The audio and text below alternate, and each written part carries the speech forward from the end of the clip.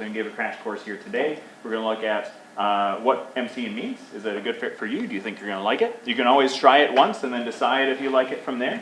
And then we're going to look at some do's and don'ts and best practices, what the day kind of looks like. So my name is Colton. That's me, emceeing, but most fun on the top left, that's me back in 2004 when I started in First Lego League. So that was my first year actually competing. And I've been emceeing, I counted this morning, for 13 years. So I've been doing this for a while. When I started doing this, my voice was crackly, and wasn't the greatest at it, but with some practice, it can be a lot better. So the core reason why I wanted to get this session today is that in the First Tech Challenge especially, FLL is just lacking volunteers for emceeing. We need more MCs. But for First Tech Challenge, we always find MCs, but it's usually a student or an adult that does it once at that event, and then that's it. Because the tournament director needs to find an MC, and they do it once, which is great. Like, they do just as well as someone could do on their first time. What I think makes a really good MC is someone that can do it multiple times. If you do it a second time, you're now way better than you were your first time. You know what's going on, you're more helpful to the other volunteers in the area. You make that whole volunteer experience much easier for the referees, for the FTAs, and you give the audience a better experience. And then do it for a year, now you're way better again. So that's what makes a good MC, I believe, is someone that has done it more than once. So I want to make it so that we don't have as many situations where it's always a new MC for every event. This is the description of MC game announcer from First. So I put this in there just to see like what does this kind of resonate with you. So primary individual responsible for setting the tone of a competition. You can kind of feel different tones or different vibes of an event depending on who is announcing that event. So the audience will be more involved or less involved. Hey, Jackie. Hello, Colton. Jackie's emceed 3 times? 2? 3. 4? 3? Nice. We got 4 of state. So one of the first, most recent people have taken on more than one event, which is very exciting. Setting the tone for the event. So based on who that person is that's announcing the event, the level of confidence, enthusiasm, you're going to feel a lot different vibe from the audience, which gives the students a different feel as well. Like it becomes a more fun event. Hopefully that's true for what you guys have experienced as people that are competing right now. Most visible presence at the event embodies a spirit of First and is the consummate First ambassador. So you're embracing the program. You are getting others excited in the program as well through this role that you're playing. Play a critical role in ensuring smooth flow of match play and keeping the pace of the event. I imagine the event venue is like this train. You have all these cars, one in front of the other one. The MC game announcer, they're first. They're the engine of this train. If they stop, everything else is slowing down or stopping behind them. So a lot of it depends on you as far as keeping the event going. Host the opening award ceremonies. In Minnesota, the MC will take over about halfway through the opening ceremonies. They'll announce the volunteers, give them a shout out, and then announce the teams. But High Tech Kids will start that opening ceremonies. And then we don't do the award ceremonies. That is taken care of by High Tech Kids, or the judges team takes care of the award ceremonies. So that's just fine. We do the gameplay. For First Tech Challenge, we do the alliance selection. And that means if you're volunteering at an out-of-town event where you're not, if you're driving to get there, your team's not there, you're not competing that day, you could leave after the last match is done. You can actually show up kind of at the last second. That's one of my favorite parts about emceeing too. Provides spectators and teams with an overview of the game and basic rules often throughout the event. Think of your aunt, uncle, grandma showing up, or your mom who isn't really involved with the team, or your dad, either way. But they're coming to this event and they're watching you compete. Part of this is conveying to them what the robots are doing, what they're trying to do, what they almost did, when your team is scoring, so that they know when to get excited and so that they know when to cheer on for your team. Sometimes that means talking to the referees after events, after a match. If there was some penalty, or like maybe that was in, maybe it wasn't, and we can't call it as an MC, we don't know. After the event, talking with the referee after they're done scoring and say, what happened there, and then you can give an update to the audience. Otherwise, everyone's wondering, and then they're clueless if they don't know what happened. Announce teams taking part in matches. Of course, when we'll make it fun, we'll announce those. Any questions so far? This is just a description, but I'm actually going to dive into each one of these parts. There are two different roles. According to first, there's an MC and a game announcer. Often, when I do events, I do both. I'll announce the teams, and then I'll also do the play-by-play. So MC is, this is team 4140, fish in the boat. And the game announcer is, fish in the boat just scored 5 points, and now they're doing this thing, and that robot fell over, whatever the case is during the match. That's how those roles typically get split up. You could work with a buddy and split up the roles in that way. You could also work with someone else and split up the roles by you do one match and then someone else does the other match. That's a much more sustainable way, especially if you're getting started. That's what I'd recommend if you know someone else that wants to do it with you.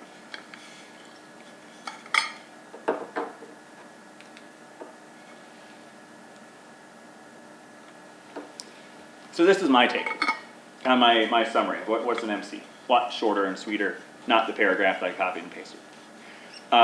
MC should be optimistic. You're looking at what could happen on the field. You're looking at what is the exciting parts. If a robot's not working, comment on it, but you're not being pessimistic about, oh man, that team's robot's broken again. It's an uplifting statement. Hopefully their robot can come back online. Blue Lines is having some challenges. Red Lines is doing these things. Making it loud. If you look at any of the videos that will.i.am from the Black Eyed Peas did for First, it's really inspirational, like how you want to convey what First is to the audience. You're a cheerleader for the teams, so when they're doing something fun, you're telling the audience when to cheer on. That also means kind of getting to know the teams as well. You can talk to them while you're waiting for the FTA to fix a robot. You can talk to some other robots. Ask them, what the heck, what's your team name come from? Why are you called this thing? You can work that into some of your emceeing as well. I mentioned the training thing. You can be at any skill level.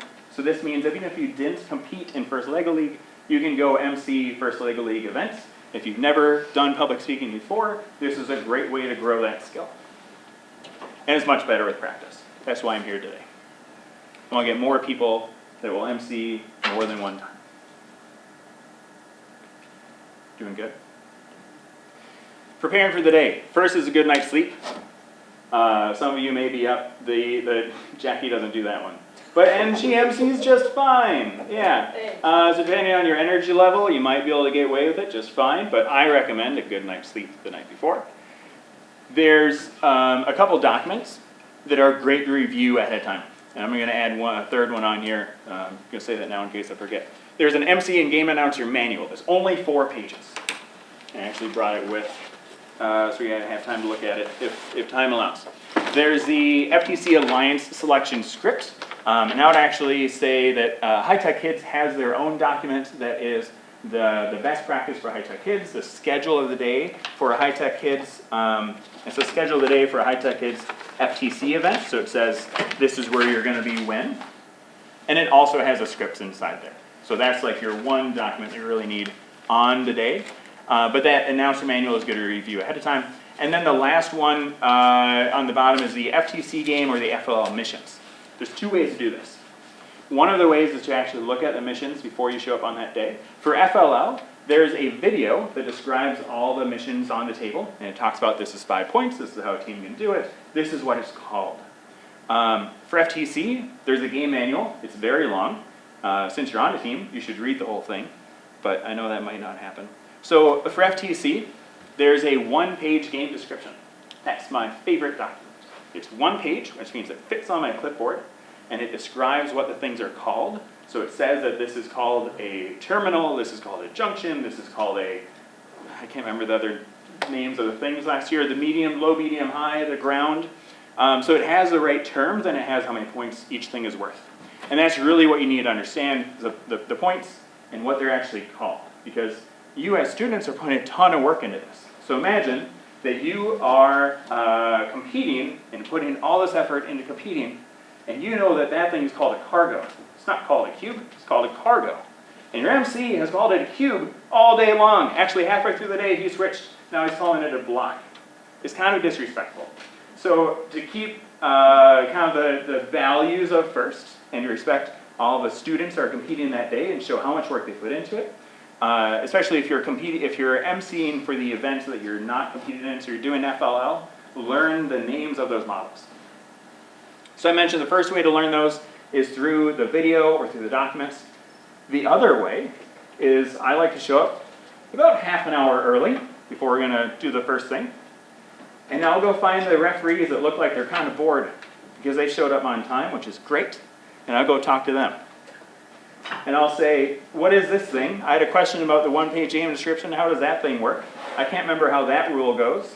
And I'll have them describe the whole thing. If I'm doing FLL, I'll grab like 2 referees and I'll say, can you run me through all the missions here today? You know, this is my first event. And they'll tell me what each thing does. It really helps. Cool, good. What to pack besides a good night's sleep? Comfortable shoes. You'll be on your feet all day long. Don't wear flip-flops. Also, you're in an area with robots, so closed-toed shoes. You will, closed-toed shoes, right? You're still in an FTC setting. If you're at FTC, you'll need safety glasses. If you're at FLL, you don't need safety glasses. A water bottle. Want to bring your own of a water bottle. Fill that up halfway through the day. A clipboard, pen, a pad to take notes on. Taking notes about team names, how teams got their names, taking notes about what a team did that you're going to call back to later. You remember that, oh, this team did something really cool in this match, but I didn't announce it. Next time they come back, I want to make sure I call it out as they're doing it. Advil. I don't want to prescribe Advil to high schoolers, but so I put a question mark next to it. A buddy. If you have someone else that might want to try this with you, bring them along. And that way you can kind of balance the day together and be a team for some more resilience. The last thing that I usually bring with me is wet wipes. That I did not. BJ takes a lot of Advil. Sometimes. Okay. That'll work. It's the Costco size. Yes. The last thing I usually bring is wet wipes, which I forgot to put on this list, but a microphone gets really gross after you hold it for about 4 hours. I like to wipe that down halfway throughout the day. I like to also wipe it down before the award ceremony because giving that mic I've been holding for 4 hours to somebody else, it's gross. Any questions?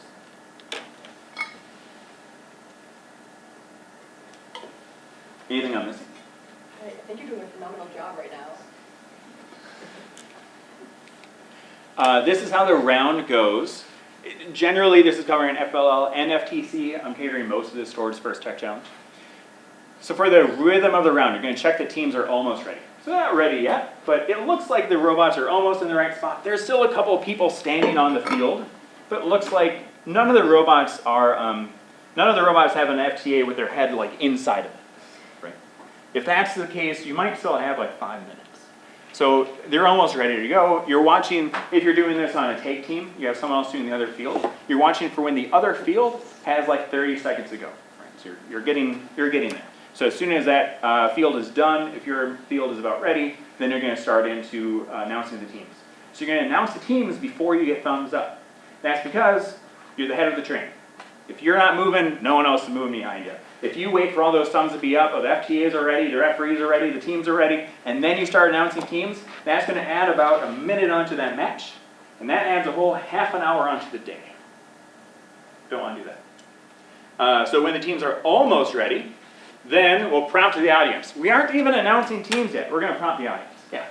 Did you say that you start announcing teams while the other match has 30 seconds left to go? Good catch. No. I guess you're watching for the other match to be close, and then you're kind of getting ready. Okay. But yeah, not until that match is done. Okay. So no one else is announcing stuff. But maybe your field isn't quite ready yet. They're still getting the final positions of the robot.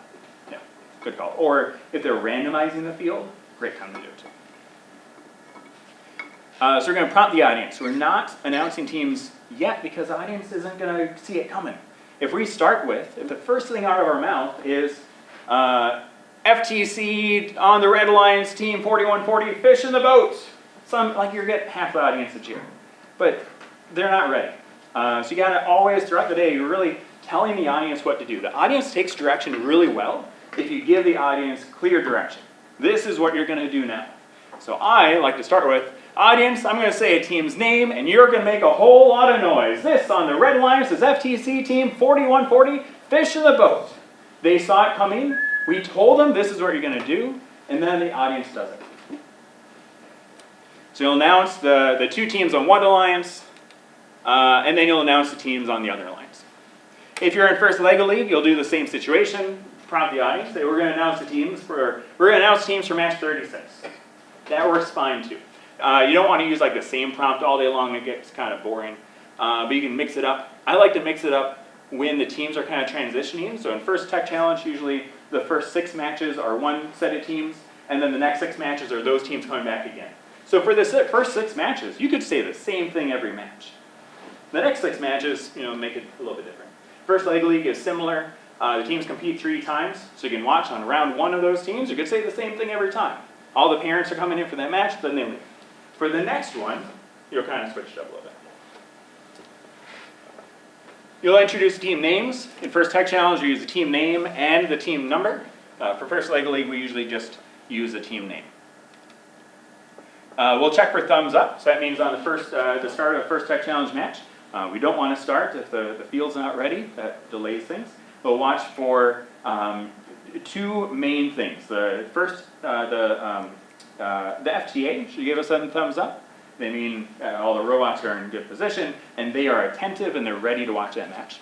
And then the other one is the head referee. They should give you a thumbs up as well, or eye contact. The head referee may be at the question box. They might be at the other field. And you've already announced the teams. You'll then need to wait for that head referee to come over. In some situations, the head referee will say, "Go without me," meaning that they have trust in the referees at that field, and you can keep going. I generally ask the teams if they're ready too. Sometimes I freak out the volunteers. The FTA and the referee are clearly not ready, but it looks like they're within 20 seconds of being ready. So I'll ask the red lines, "Red lines, are you ready?" And they'll make some noise. Sometimes I'll give them, I'll kind of prompt them to make some more noise, like, "I can't hear you. Red lines, are you ready?" Really, I'm just killing time. "Blue lines, are you ready?" And meanwhile, the referees are like, "No, don't start the match." I'm not starting the match. I'm just getting them ready. And by the time I do that, then the head referee is ready, the FTA is ready, and we can start. The other person, there's one more person. Who else did I forget? FTA, refs, scorekeeper. PJ's mom's is one of the most famous scorekeepers. Which is why I forget her and save her for last is. Ouch.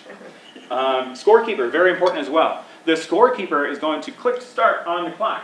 So if you check the FTA is ready, the referee is ready, and you say 3, 2, 1, go, and the clock's not moving, that's a problem. And then we'll say 3, 2, 1, go. When we say 3, 2, 1, go, we will do it at a consistent rate at every match. The teams are going to learn what your pace is, and they're going to understand when to actually push the button based on when you say go. So if at one match you say 3, 2, 1, go. That's fine, that's great. But if the next match is 3, 2, 1, go, that's an issue. So you gotta pick what your pace is and do it the same way throughout the whole day. First Lego League, we say 3, 2, 1, Lego, and then the teams all push the button. For First Lego League, there's just referees, there's no FTAs. There's no scorekeeper as well. There is someone at the clock though, so just as importantly, we're looking for thumbs up for all the referees at each table. The First Lego League is really funny because usually there's 4 or 6 teams that you're starting at one time. It means there's 4 or 6 referees, and by the time you get 5 thumbs up, you're waiting on the 6th one. Not calling out you, Norton, just in general. You're waiting on the 6th one, and you're watching that 1/6 referee. And you're kind of like wasting some time. High Tech Case needs more volunteers, and these are the fun things you can do, and you're waiting. Okay, we got a thumbs up, 3, 2, 1, go. Well, in the meantime, that team's robot stopped working, it turned off. Their thumb went down. So in First Lego League, same with FTC. Just because some thumbs were up, they can later go back down, there can be some issue that comes up. And then there's a timer person that you need to make sure they're attentive as well.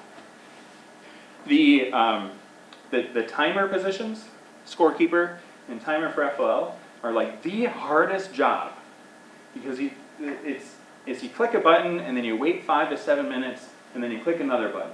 But it's so important. I had, back when I was in high school, Emcee and that fellow event, we didn't have a timer person, we didn't have enough volunteers. So someone gave me a little timer on my clipboard and I was supposed to click it when I said 3, 2, 1, go. I'm always attentive, but the number of times I forgot to click the timer thing was embarrassing. So if you're looking for a volunteer role that really means a lot, and you know someone that wants to volunteer, emceeing is not for them, the timer is a great way to get into the action and be a really impactful role. Okay, we started the match. We're going to narrate the match, being sure to mention all the teams. I want to make sure everyone pays attention. Some teams are going to do more than other teams. The hardest matches are actually the matches where all 4 robots are not doing much. Especially if 3 of them are not moving, that's actually a really hard match to narrate. If exciting things are happening, that's really easy to keep going with. So we're going to narrate the match, mention what's happening. Ideally, we're going to mention the team's name more than the team's number. The team name, mom and dad know the team name. They don't know the team number. But that team name, I believe, has a more emotional connection to it. The team numbers are easy. They're on the robot, and they're nice and big. You can usually see them. Sometimes they're hard to see. And since you guys are on teams, I have a huge recommendation from someone that announces events. If you can have your team name and then also put your team, your team number, and then also put your team name on your robot, oh, that makes it so much easier. It can be kind of small, like I know it's one of these 4 names, and oh, it's that one. It's kind of blurry, but I can pick it up. But you will have a sheet that has the teams in that match, the team numbers and the team names, and you'll know that these 2 are on red, these 2 are on blue. So if you see a robot that's marked as blue, you know it's one of those 2, and the number starts with the 4, it's this one. And throughout the day, you'll be able to pick up what the team name is based on what the robot looks like. As the timer is going down, you'll want to give a mention to the teams. Teams, you have 1 minute left as you're looking at that timer. If you forget, that's totally fine. If I forget 1 minute, I'll do 45 seconds. 30 seconds, there will be a sound that goes off, so it's kind of up to you if you want to do that one. 10 seconds, announcement as well, and then I usually count down from 5, 4, 3, 2, 1, and then the buzzer goes off. You want to keep the audience informed. Some of these things I'm going to say multiple times, they're just really important. So as you have mom, dad, aunt and uncle, your grandparents up in the stands, as you are mentioning what team is doing well, what they did well, when they're scoring points, how many points if you have that information too, that's really critical to getting the audience excited, and that's going to give a better team experience. The one thing we don't want to do is tell the audience or teams what a penalty is, or if it's a close call, don't call it. Say, oh, I don't know if that might be in the scoring area or not. We'll have to see what the referees say about that one. Right? Leave it a little ambiguous. You are not a referee. Even if you know all the rules really well and you know exactly what it is, don't make the calls that are anywhere remotely close. There's some things that people do as far as like capping on the high junctions last year, and it sits on the top instead of falling down. And say, oh, I'll have to, I'm not sure if that one counts, so I have to see what the referee says. I'll check with the referee after the match. Or I'll give them some eye contact, and if the referee knows what's going on, he'll tell me like yes or no, and then we can tell the audience as the teams are doing it. If the audience doesn't cheer when something exciting happens, you can tell the audience to cheer. My favorite one is saying, and the audience goes wild at the end of the match. That works really well. But there's many others that you can use as well. And then, after the whole match is done, you'll announce the score. We've been going back and forth as far as announcing the score for that match, right after that match, or maybe sometimes we announce the score one match later. So you'll have to work with your volunteers that day for it to do. Any questions? No? Are we doing good? Learned something new? Yeah? What's the biggest thing that you're going to remember after this so far? Prompts. Say again. Prompts, like Prompts? to pump the audience. Yeah. You can tell them exactly what you want them to do. They want to do that. They just need someone to kind of unify the whole audience as far as this is what we're doing. For team names and numbers, I like to have a rhythm for how I'm saying team numbers. First of all, it helps me. I'm able to say a team number quicker at a glance instead of having to be like reading a difficult word every time, making up how I'm going to say that team number. So if I were to say 4140, or if that is a number, I say 4140. If there's a team number that has 5 digits, I'll say the first 2 digits, 56, and then the middle digit, 0, and then the last 2 digits, 95. You don't need to use that exact convention. I recommend it. But if you come up with a different convention, just being consistent throughout the day helps people hear the numbers, and it's going to help you sight read numbers. But then try to use team names as much as you can during the match. Microphone. The whole thing about microphones. First is microphone position. You want to have the microphone close to your mouth, not touching your lips. I like to have this position where I'm actually having the mic touch my chin, but it kind of depends on your diction as well, or how you're saying your words. We're going to talk about popping your P's or using plosives, and if you are, if plosives are tough for you, if you do them a lot, having a little bit further away is going to mitigate that. So you want to have the mic facing your mouth. You can have it at an angle this way, or you can have it below your mouth and facing vertical. So this is my stand-in mic. You can have it down here. This works great. You can have it here. That works great. Singers will do this. It sounds good, but it's like blocking your face. So this sounds just as good. This sounds good as well. I like to rest it just on my chin so I know where it is without looking at it. And also, it helps you remember that when you turn your head, you're turning your mic. If you are an MC that has a mic here, and you turn to look at a different robot, that sound the audience can hear goes down by like half. It's a huge difference. So you can control, sometimes you can use that to your advantage. You can control how loud you are based on how close the mic is to your mouth. You can modify that during a match, and then go talk to the sound person afterwards. Move the mic with your head. Avoid plosives. As you're listening to some announcers on mics or hosts, you can hear them with a lot of plosives. Depending on the mic system, you can hear them more depending in some situations than others. But plosives are T's, where a lot of air is coming out of your mouth, K's, T's, and you want to mitigate those slightly so you don't have this wind that's coming out of your mouth and hitting the mic. It just makes it hard for the audience to listen to all day long. Don't yell. Ever. You're not yelling into a mic. You can be really excited, and you can be excited without having the yelling loudness, and you can be loud without yelling. But yelling is something else. Something else that makes it easy for the audience to listen to you all day is to ease into a sentence. If I were to start a sentence with a really rough syllable or very loud syllable, that makes it hard to listen to, especially if you do that with every sentence. So if I start with 4140, fish in the boat, right, that's hard to listen to. But if I start with a word, and especially if the audience has not been interacted with for a minute, I'll start with a word that doesn't mean anything.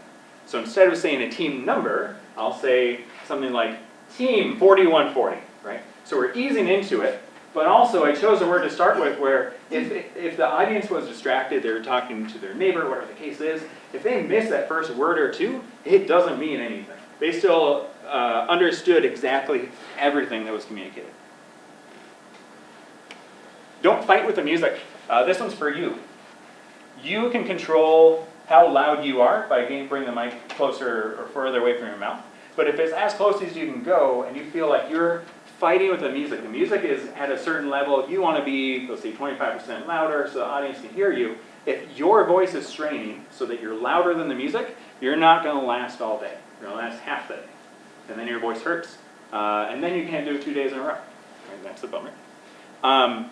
So talk to the DJ, talk to the person running those sound levels, and explain that whole part to them. Right? You're fighting with the music, you're needing to talk too loud into the mic in order for the audience to hear you, and you have the music a notch lower than you are at a comfortable voice.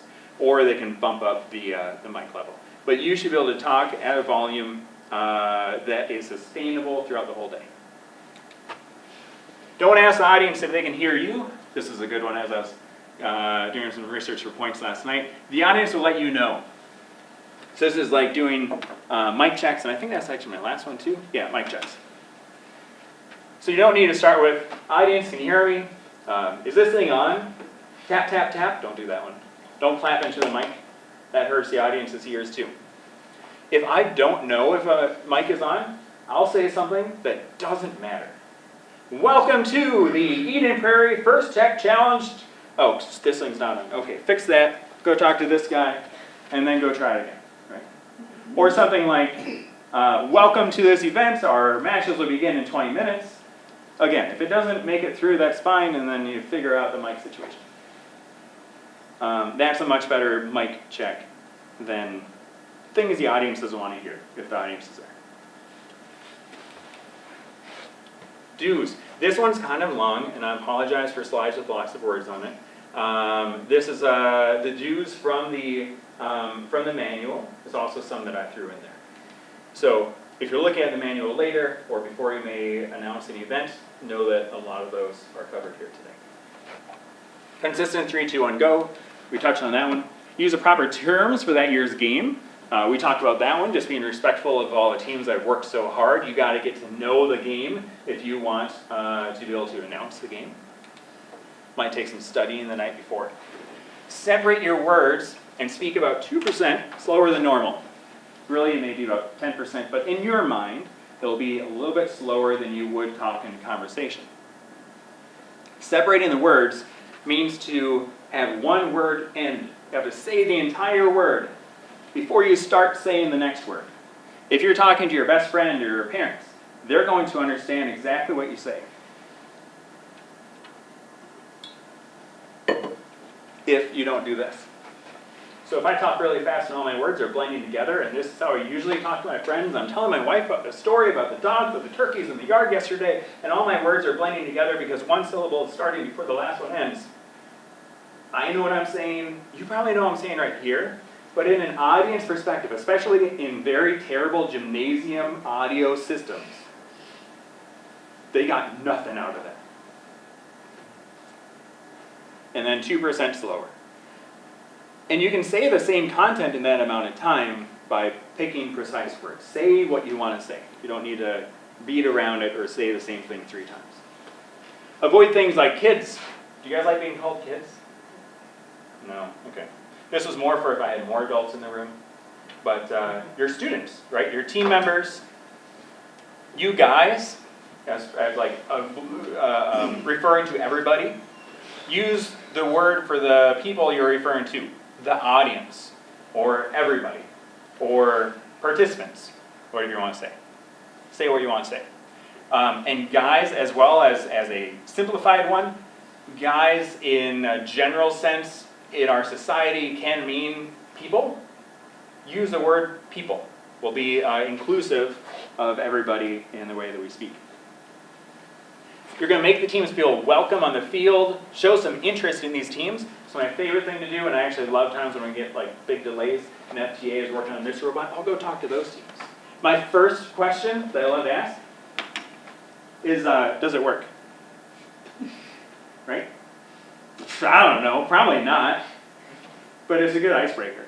It kind of gets you on the same level as them. It gets to understand, like, are they nervous about this? Maybe it gets them to forget about how stressful this whole situation is. And like, if they're talking to their other team they're working with and working through some strategy, leave them alone.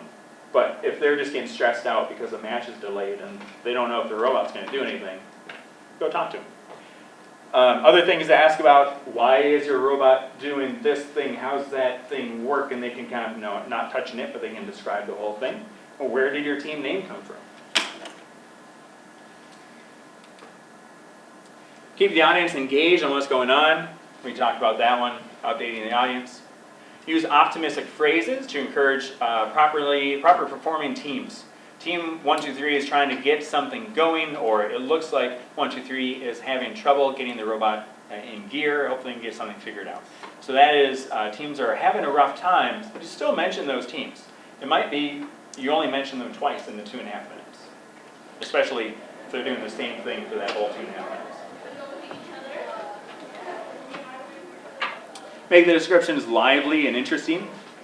A good way to do this is to record yourself and watch it later and kind of realize if you are phrasing the same thing multiple times in different ways, but none of them are really interesting.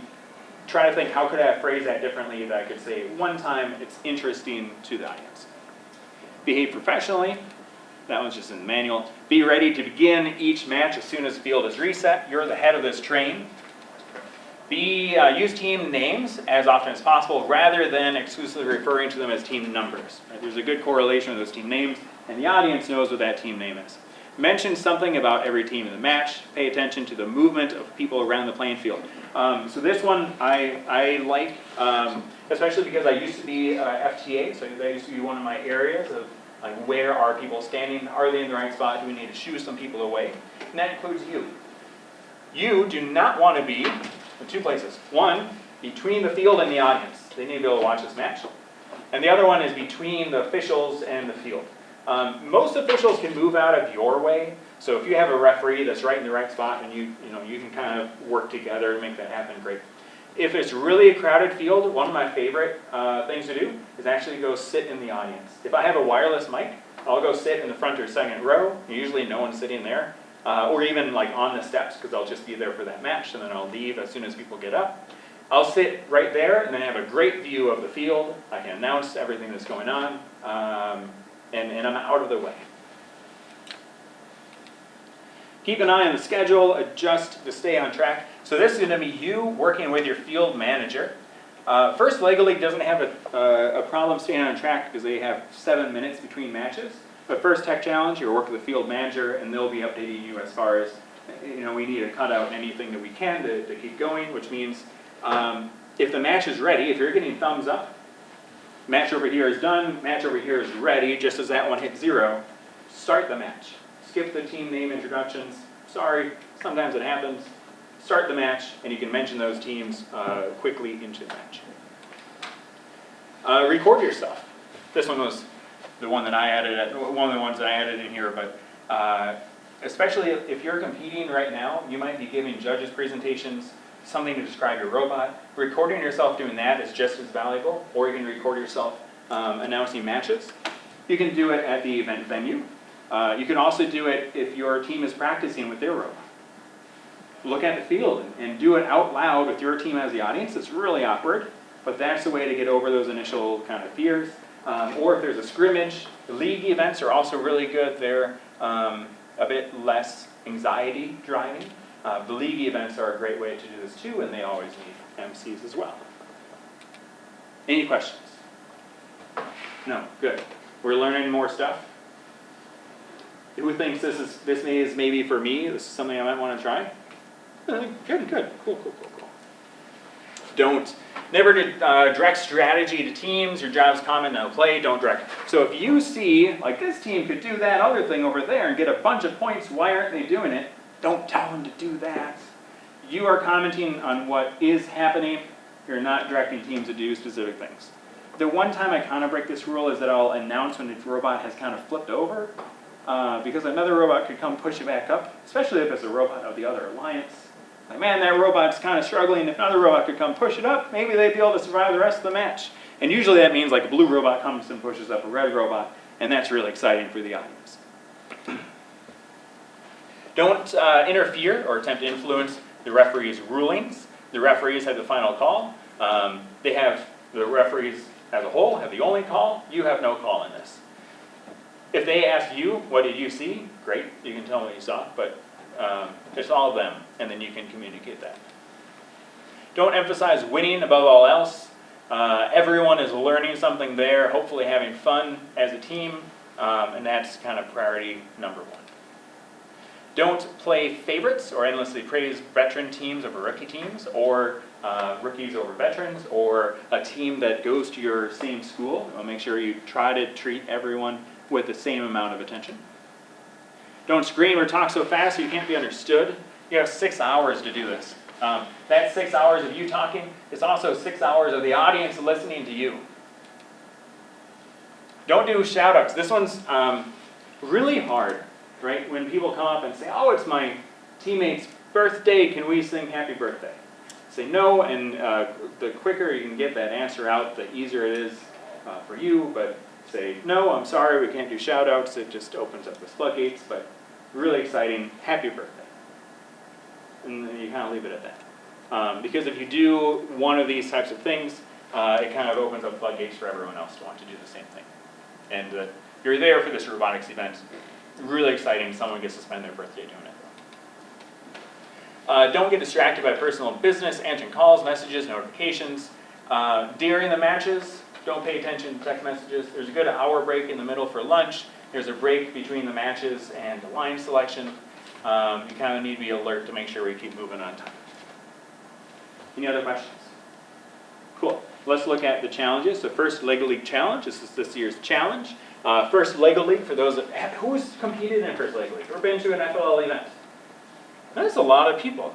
Cool. First Lego League, in case you missed it, has 2 launch spaces now. So there's actually, of the 2 members that are launching the robot, one's on one side of the field, the other is on the opposite side of the field. And you can launch the robot from one side to the opposite side. It's really exciting. So now we can look at the 2023 Challenge for First Tech Challenge. I'm just kidding.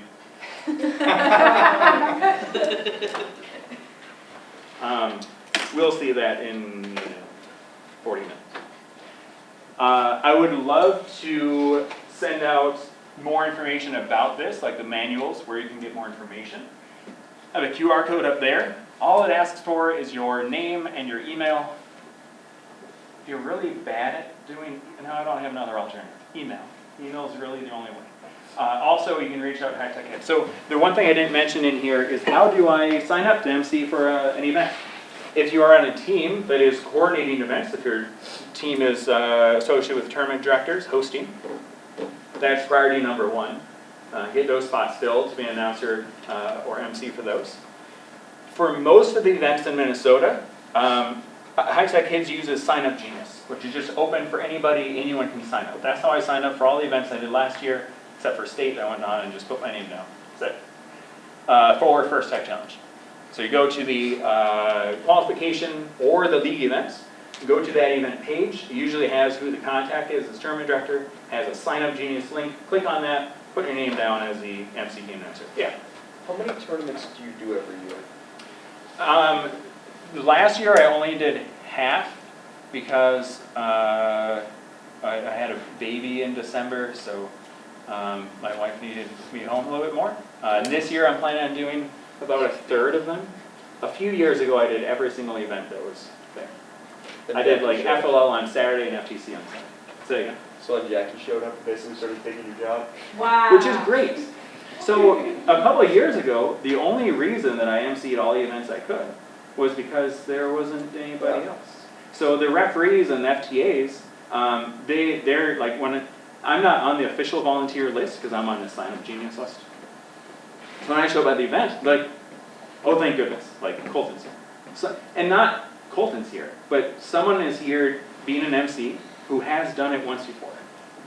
Because then they know the flow of events, they're good at getting the teams to kind of get to the right spots, they are on time, or they know what to do and how to interact with other volunteers.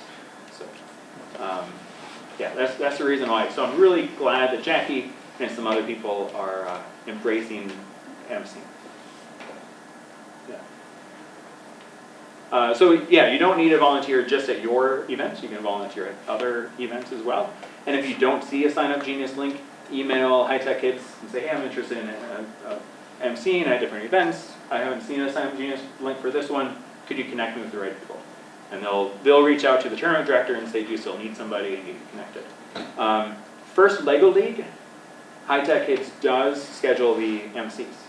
So in that case, sign up as a volunteer on the High Tech Kids website, mark as First Lego League for emceeing, and then they'll get you on the schedule. And FLL it's really fun too. It's a totally different experience. The kids get more excited like when it does work and when it doesn't. Yeah, also a great time. Any other questions? No? Yeah.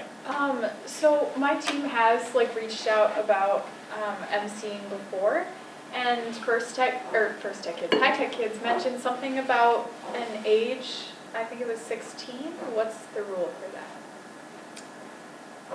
I don't think there is an age limit. Oh, Because I've no. had like middle schoolers I MC. think it might also be partially that high-tech kids, has their own rules about certain volunteers.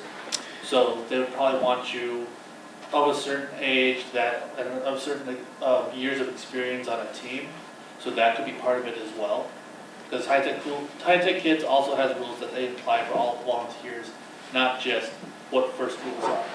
So the first rules are actually MCs need to be 18 years or older and 2 or 3 years out of the program. High-tech kids rules for MCs are pretty lenient. So I'm kind of surprised that they said that, but if you fill out this, I'll send you an email with more information and then let me know if that's an issue. Another option is that I would love to MC with anyone that's new. So if you're like, I want to try this, but I don't really want to do it by myself the first time, you can sign up on a day that I'm doing it, sign up on a day that Jackie's doing it, yeah, and we'll go from there. Yeah. Just to kind of add to what you said, Elizabeth, when my dad emailed them about that to like follow up, they said like if you wanted to like sign up as a participant and like a volunteer, we could also like tag along with him, and then if they actually needed somebody to fill a role, either of us could do it or whoever else is with them.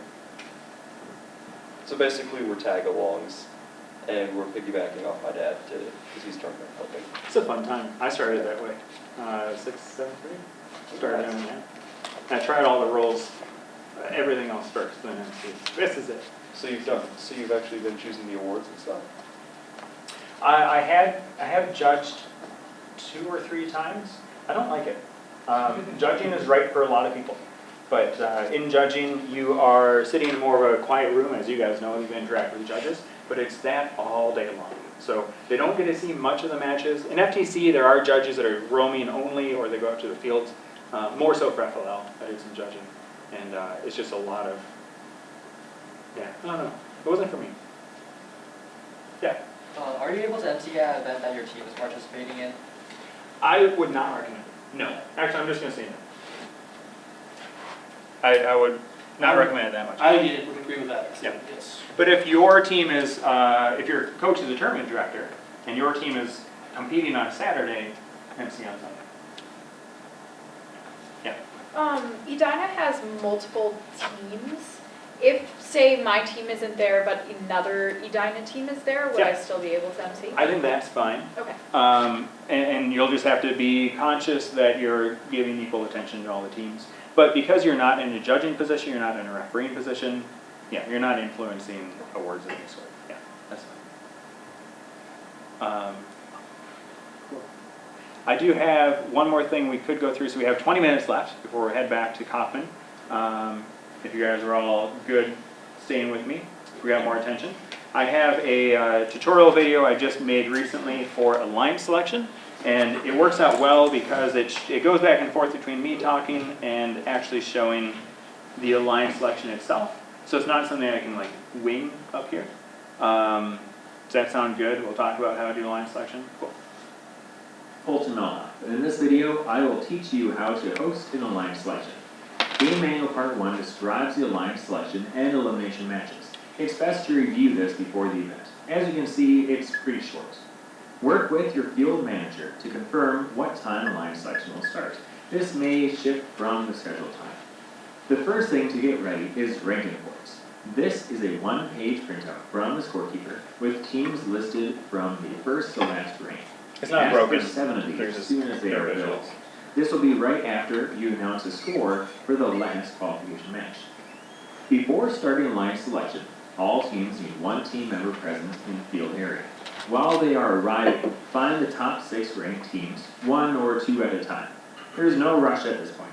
It is more important that everyone's questions are answered and that you keep people calm. Here's what I would tell them. This is a ranking report. You don't need to use it, but hold on to it just in case. When you tell me who your pick is, I need a team name and a team number, both things. And if you're also able to point to them on the sheet, that's even better. If I'm addressing the 5th or 6th ranked team, I start by saying, there's a chance you'll be in a alliance game.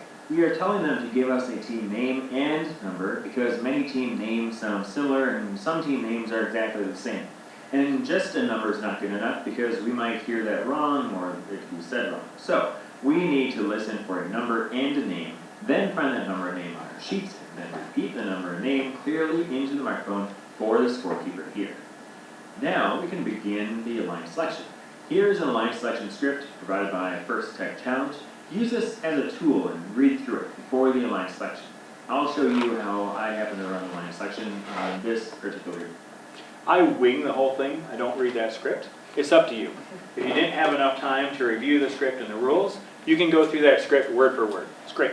If you're familiar with how Alliance selection works, do it your way, as long as you cover all the rules that Alliance selection has. Starts by getting everyone's attention, something like this. What everyone think of those robot matches?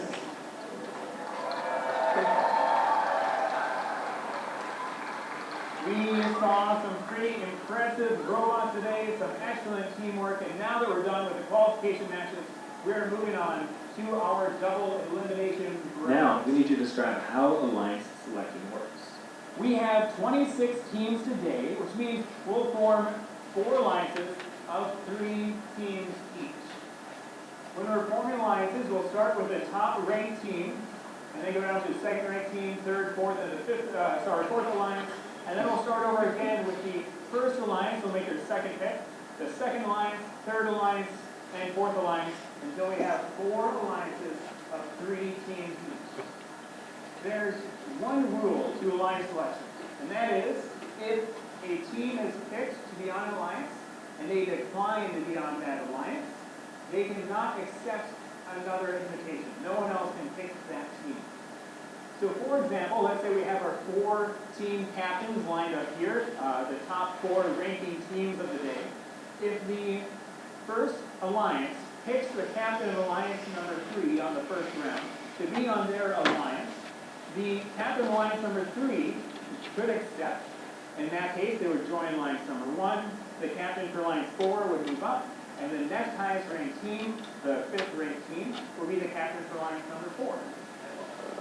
But the rule comes in that if the team declines, if alliance number 3's captain says they decline the invitation, then they would stay as the captain for alliance number 3. So they're still on an alliance.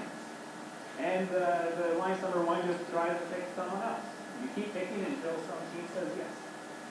The rule is that then alliance number 3's captain cannot be picked by anybody else.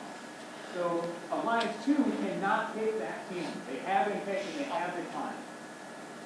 If we maybe pick a team that is not on alliance yet, and they aren't picked by anyone else, or they aren't moved up into being alliance captain, and they decline, again, they just cannot be picked by any other team. We'll repeat that process until we have 4 alliances of 3 teams each. Now, I sometimes forget stuff, or maybe this is a new process.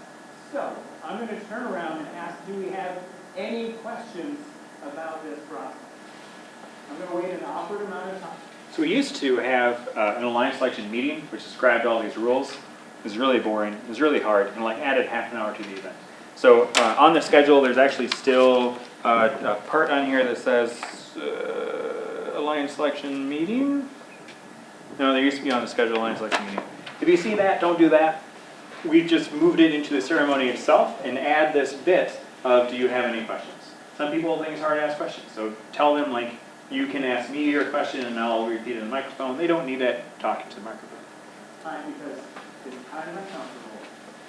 Because we're in front of a lot of people. And this moment feels like forever. If it doesn't feel like forever, you may not have waited long enough, because you have a few hundred people looking at you. No, that's totally fine. A couple suggestions. When a team accepts or declines an invitation, it is good to do it in a gracious manner, because that's who we are as a first community. You don't necessarily need to use the word gracious. That's not the definition of gracious, but you can do it in a gracious way. If you work your team names in there as a pun, bonus point. Also, can you guys do that? The team declines. Stop saying I graciously accept or graciously decline. We're not going to gratefully. Not a bad. Gratefully? Maybe they want to be the captain of their own alliance. Maybe their robot doesn't work anymore. So declining is an okay thing. We're not going to do it. Instead, we are going to say, oh my. So let's practice. I'm the captain for alliance number 1, and I call, hey, team fish in the boat, you want to be on my alliance? And then team fish in the boat hurries over, and they say, we decline your invitation. The audience is going to, in unison, say, and now the audience is interested, they're liking their day, they want to come back and watch Now, this we'll again. introduce our alliance captains, the top 4 ranked teams, starting with alliance number 4, then 3, then 2, then 1.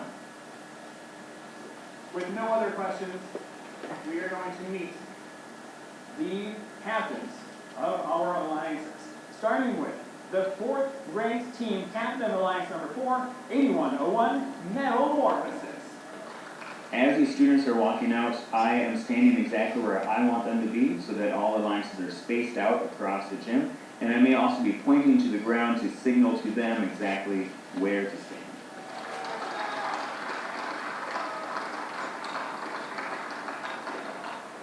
Captain of alliance number 2, 21606, Method to Our Madness.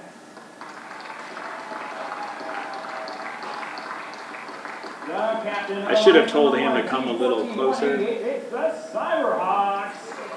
It's hard if you get these alliances standing too close to each other.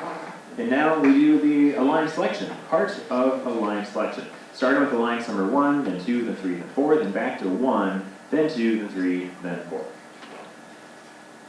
Cyberhawks. Who do you pick to be on your alliance?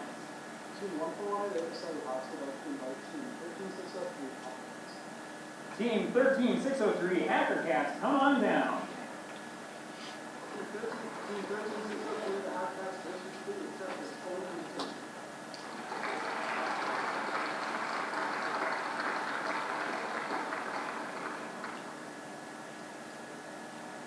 As we're going through alliance selection, I'm asking the alliance captain who they want to pick to be on their alliance. Then that team's representative will come over to us and they'll give us the answer. And after that moment, as the audience is applauding or something's happening, I'm actually marking on my clipboard the team that came over, and I'm marking down what alliance number they're on. So, for example, that team that just got picked, I then put a 1 next to their name, and Hacker Cats, they got the alliance captain, they got a 1 as well. And now when I got to alliance number 2, I put a 2 next to that team alliance captain. They're for sure on alliance number 2 as I get there, because now they are picking.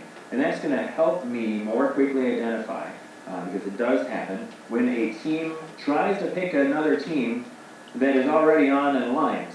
I can quickly identify, nope, that team's been picked already. Usually they then are like waving to us from Alliance 1 or something. And I can easily then look at my score sheet and see who is next. And if the Alliance's notes kind of run dry, they don't have anything else to go on as far as notes, they've originally picked that they wanted to pick. Then I can show them my clipboard and say, these are the teams that have not been picked yet. The teams that don't have any markings next to them, to give them an idea of the top few ranked teams that are available to be picked from. I'll also put a different marking, either an X or a slash through, if the team has been picked and they decline. That way I know that team cannot be picked.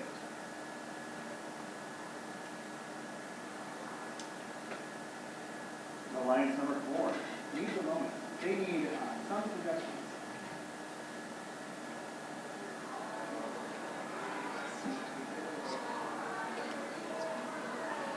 I've had better situations like this where I actually tell the audience, like, now's the time to shout your team number. They're looking for an idea.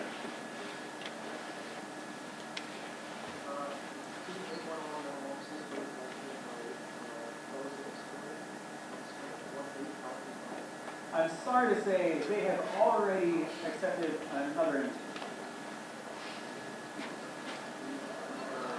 Hang on. This is good stuff.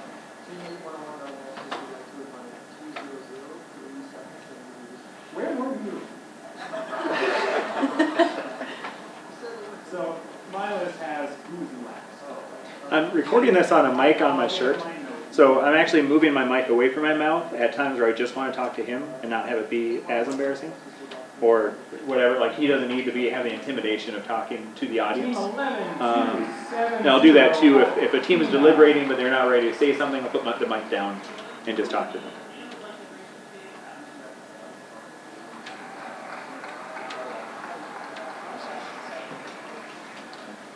Finally, there's a couple more things we need to do. Most importantly, have the audience give a big round of applause for all the teams that competed here that day. That means all the teams, regardless of if they're going on to elimination matches or not, because some of the teams at that point know they are done competing for the day. Then, ask for driver coach pins back if applicable at that event. Direct all the alliance captains to the head referee for a quick meeting. They might be getting timeout cards or something. Maybe check with the head referee before line selection, see if that's applicable. I like to do that before anyone else moves, otherwise it's really hard to track these people down. Then, dismiss the crowd with a time for when to come back for the first elimination matches. We have 4 alliances formed. Before we go anywhere, a couple housekeeping items. First, and most importantly, let's please give a nice round of applause for all of the teams that competed here today.